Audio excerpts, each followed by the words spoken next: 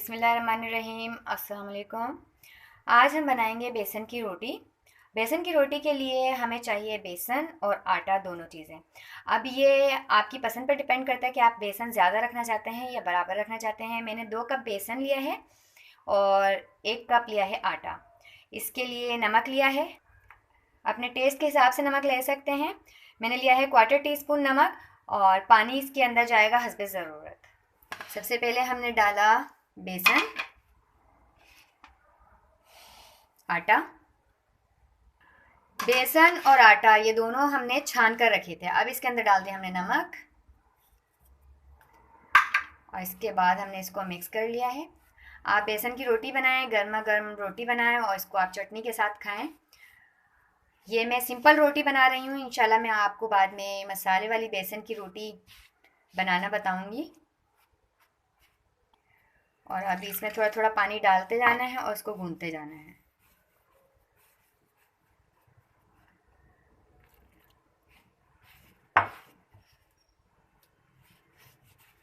सारा पानी एक साथ नहीं डालेंगे, बस थोड़ा थोड़ा डालते जाना है और इसको गूंथते रहना है। ये देखें जी, ये अच्छा सा आटा गूंथ गया है। अब हमने इसको रख देना है रेस्ट के लिए। ये इसको हमने तकरीबन 10 से 15 मिनट के लिए छोड़ देना है कवर करके। और इसके ऊपर हम घी या ऑयल लगा देंगे और इसके बाद इसको हम 10 से 15 मिनट के लिए रख देंगे। हमने इसके ऊपर लगा दिया घी। अब हम रोटी बनाने लगे हैं। हमने एक पेड़ा लिया और इसको हमने पेड़ा बनाना है।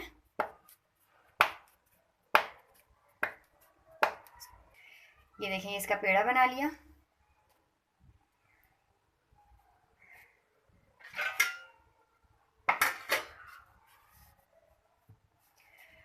इसको खुश्क आटे में हमने किया।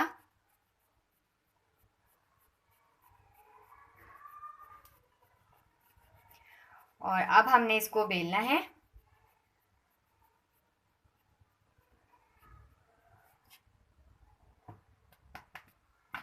ये अब हम इसको बेलेंगे।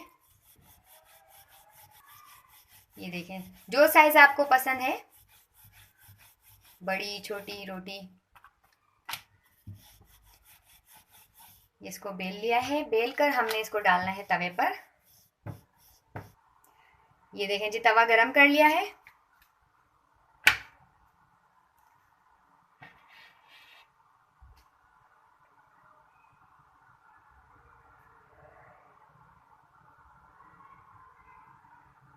ये देखें, ये बबल्स इसके आ रहे हैं नज़र। ये एक तरफ से हो गई है, इसको अब हमने पलटना है। आप बेसन की रोटी बनाएं, इसके बाद इसके ऊपर आप देसी घी लगा लें, पसंद है तो।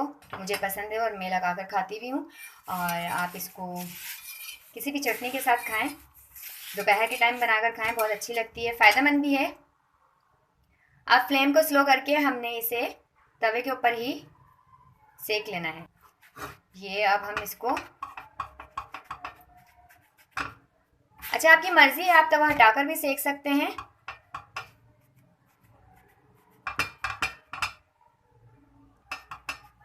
ये देखें कितनी अच्छी सी रोटी बन गई है। गर्मा गर्म रोटी तैयार है।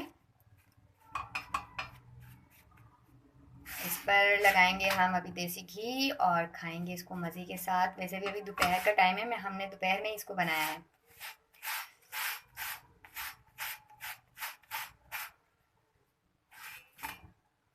ये रोटी हमने सेक ली है। अब इसके ऊपर ये हमने लगा दिया है देसी घी। ये घर में ही मैंने देसी घी बनाया है। रेसिपी मैंने अपलोड की है, लिंक मैं डाल दूंगी डिस्क्रिप्शन बॉक्स में। ये देखें जी, ये रोटी तैयार हो गई है। ये हमने बनाई थी एक बेसन की रोटी और ये दूसरा हम बना रहे हैं पराठा।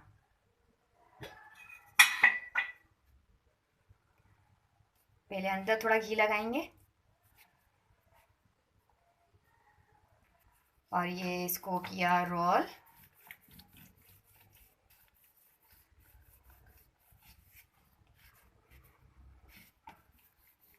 मेरी दादी की फेवरेट है, मेरे अब्बू को भी बहुत पसंद है बेसन की रोटी।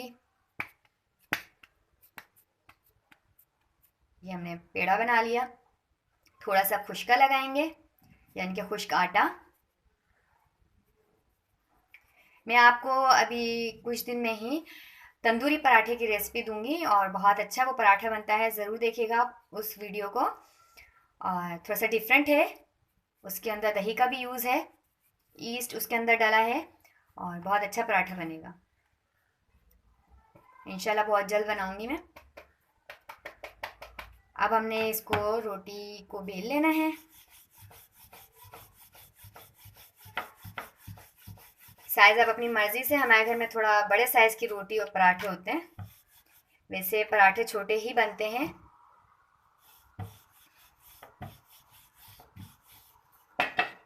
और ये हमने अब डाल देना है इसको तवे पर। तवे को हमने गरम किया है और डाल दिया हमने इसको तवे पर।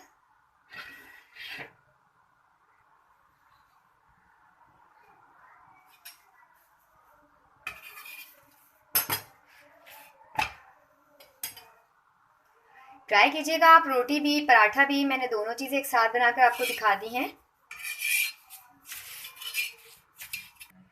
ये डाल दिया अब हमने इसके ऊपर घी, और अब हमने इसको बहुत अच्छा से इसके अंदर पका लेना है। भाई हमें वो हल्का हल्का घी लगा के जो पराठा बनाते हैं ना, वो अच्छा नहीं लगता, इसलिए कभी आप बोलें कि इतना ज़्यादा ये लोग घी में पराठे को बनाते हैं, आप कम लगा सकते हो। मुझे कम घी का पराठा अच्छा नहीं लगता, इसलिए मैं अच्छे से घी में पराठे को सेकती हूँ ताकि वो अच्छा सा गोल्डन हो और खाने में भी मज़ा दे।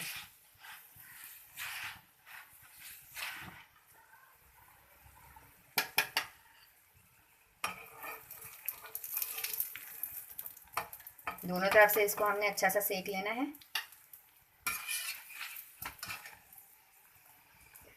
ये दोनों तरफ से बहुत अच्छा सा सीख गया है, इसको अब हम उतारते हैं। बेसन का हमने पराठा भी बना लिया है और एक हमने रोटी बनाई है, उसके ऊपर देसी घी लगा लिया है।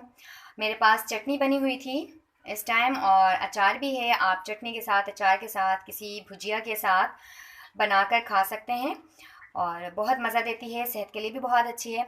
ज़रूर ट्राई कीजिएगा। पसंद आती है वीडियो तो लाइक कीजिए, शेयर कीजिए और अपनी बहुत सारी दुआ में याद रखिएगा। अल्लाह हाफिज़।